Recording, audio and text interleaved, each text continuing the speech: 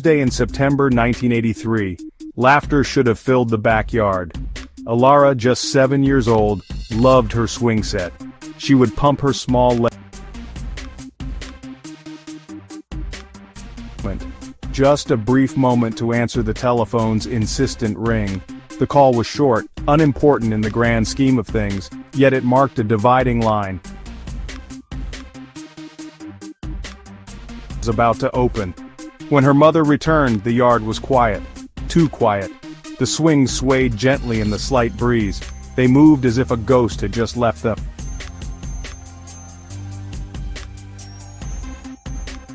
Flash of color against the green.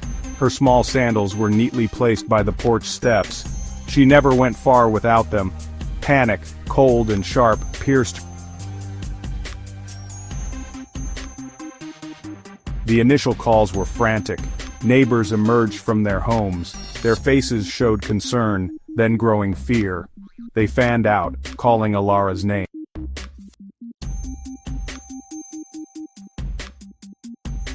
Unanswered. Each passing minute felt like an eternity. The sun began to dip lower. It cast long, ominous shadows across the manicured lawns.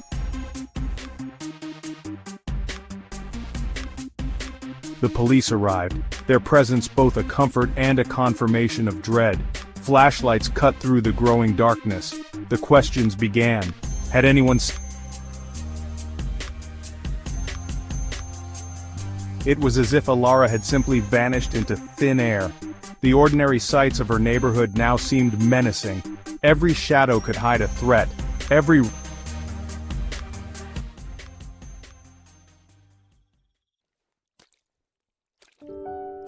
Alara was a child full of sunshine.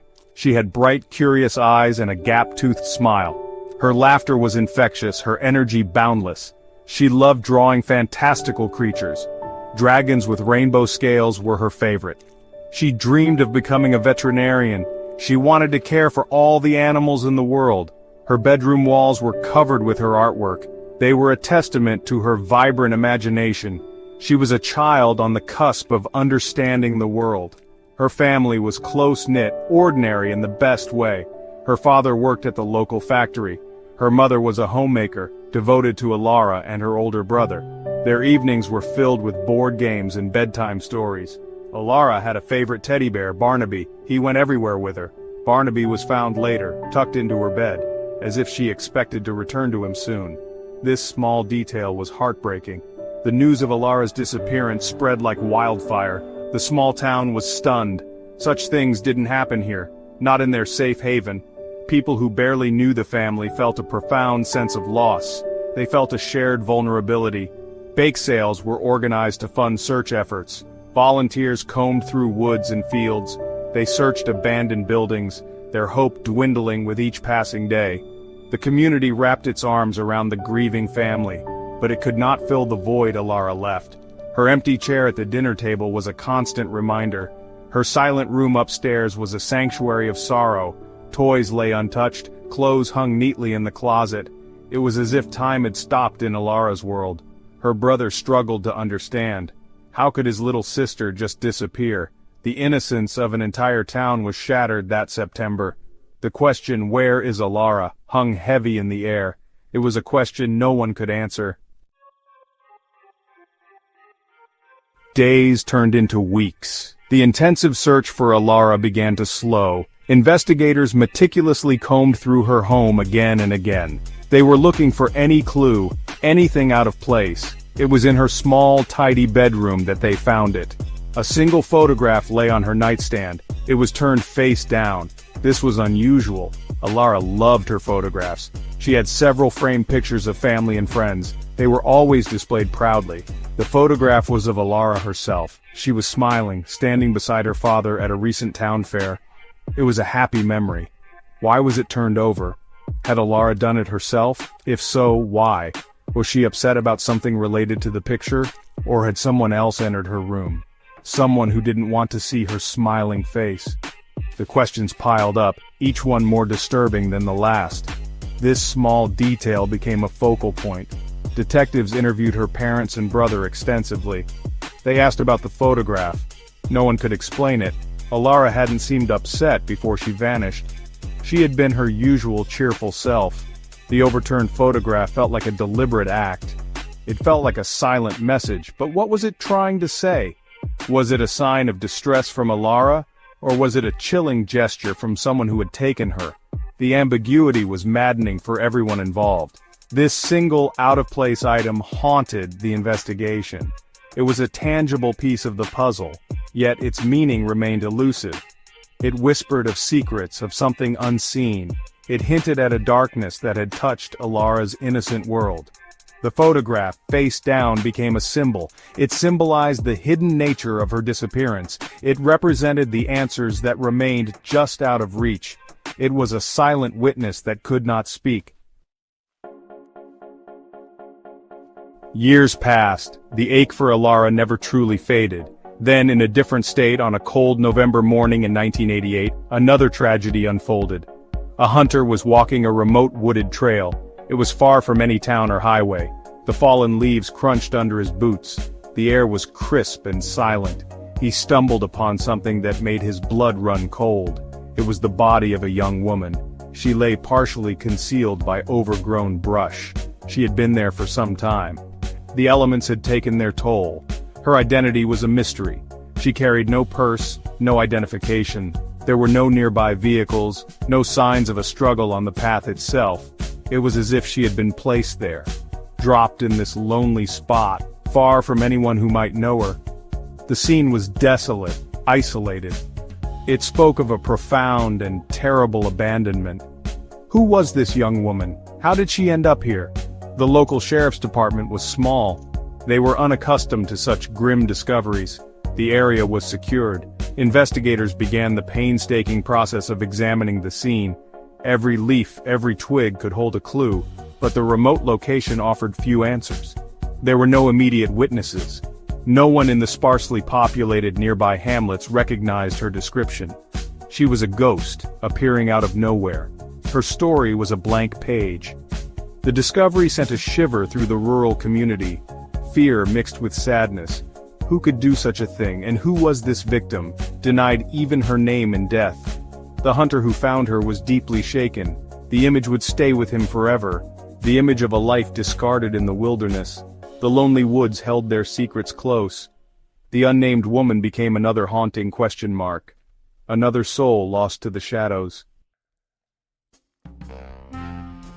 Section 5, A Name Unknown, The Quest to Identify Jane Doe. Identifying the woman found on that desolate path proved incredibly difficult. Investigators called her Jane Doe. It was a placeholder, a term of anonymity. They released a description, her approximate age, her hair color, her height. They noted any distinguishing features like old scars or dental work. A sketch artist was brought in. Working with the coroner, the artist tried to reconstruct her face. They hoped to create an image someone might recognize, a face that could reclaim a name. The sketch was circulated. It appeared in newspapers and on television newscasts. Police departments across the country were alerted. Missing persons files were checked and rechecked. Dental records were compared. But this was a slow process in the 1980s. There was no national, easily searchable database as we have today. Each lead had to be followed up manually. Each potential match required careful, often frustrating examination. Days turned into weeks, then months. Jane Doe remained nameless. A few meager possessions were found near her. A faded piece of fabric, perhaps from her clothing. A single inexpensive earring. These items offered little in the way of clues. They were too common, too generic. They could have belonged to anyone. Each item was carefully cataloged and stored. Investigators hoped that one day these small things might connect her to a family. A family somewhere was likely missing her. They were living with their own agonizing questions. The term Jane Doe is a heavy one. It speaks of isolation, of being unknown in death. It means a life story unwritten, a final chapter missing. For the investigators, it was a constant source of frustration. They wanted to give her back her name. They wanted to notify her loved ones. They wanted to find out what happened to her. But without an identity, the investigation into her death was severely hampered. She remained a face in a sketch, a silent victim. Section 6. Racing Against Time Investigations in the 1980s. Investigating serious crimes in the 1980s presented unique challenges. Detectives relied heavily on traditional methods. They conducted countless interviews. They followed paper trails. They spent hours canvassing neighborhoods. Forensic science was developing, but it was not what it is today. DNA technology was in its infancy. It was not yet the powerful tool for identification and conviction it would become. Small samples of biological evidence were often insufficient for analysis, or they were unknowingly contaminated. Fingerprint databases existed, but they were not always comprehensive or quickly accessible. Cross-referencing information between different jurisdictions was slow. It often depended on phone calls and mailed documents. There were no vast, interconnected computer networks. The internet as we know it did not exist. This meant that a killer could move from state to state. They could leave a trail of victims, and it might take years to connect the crimes. The golden age of serial killers cast a long shadow during this decade. In Alara's case, the lack of witnesses was a huge hurdle. The overturned photograph was tantalizing but ultimately unyielding. Without modern surveillance cameras or digital footprints, tracing a person's last movements was incredibly hard. Investigators had to rely on human memory, and memory can be faulty or fade over time.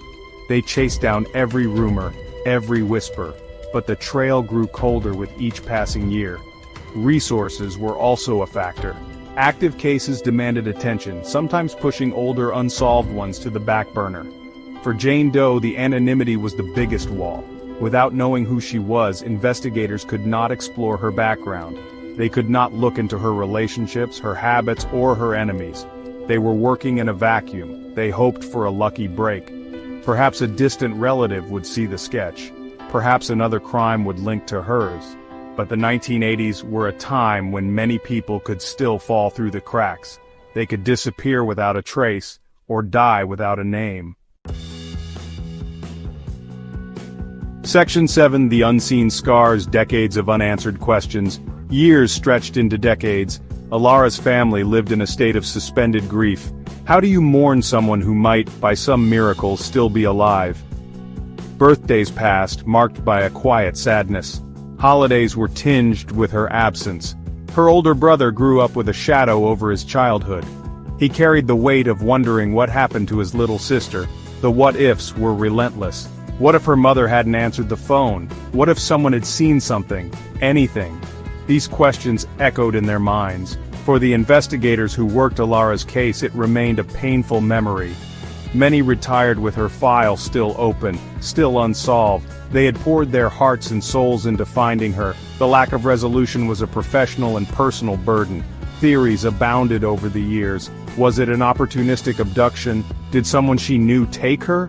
The overturned photograph continued to mystify. Each new generation of detectives who looked at the case felt the same frustration, the same desperate need for answers. The community too bore unseen scars. The innocence lost that September day never fully returned.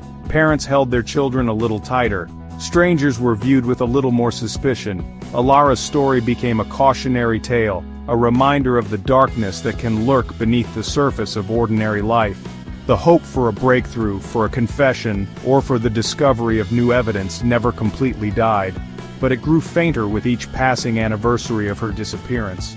Similarly, the unknown woman, Jane Doe, remained a haunting presence for the small department that found her. Her file, too, stayed open. Occasionally, new forensic techniques would emerge. Her case would be revisited, dental records might be re-examined, the sketch might be recirculated, but she remained nameless. She represented all the unidentified dead, all the stories untold. The unanswered questions about her life and her violent end were a heavy weight, a silence that begged to be broken. Section 8. Echoes in the Silence. Why these mysteries endure. Unsolved cases like Alara's vanishing and Jane Doe's mystery hold a particular power over us. They tap into our deepest fears. The fear of the unknown, the fear of random violence, the fear that someone we love could simply disappear. These stories remind us of our vulnerability. They challenge our sense of order and justice. When a crime is solved, There is a sense of closure, however painful. But when questions linger, the wound remains open, for families and for society. The 1980s, a decade before the explosion of digital technology and advanced DNA, left many such cold cases. These mysteries endure because they are profoundly human dramas. They are about lives cut short, potential unfulfilled. They are about the tireless efforts of those who seek answers. And they are about the chilling possibility that someone, somewhere, knows the truth. Someone holds the key to unlocking these painful secrets. This thought is both frustrating and a faint glimmer of hope. The emotional impact is immeasurable.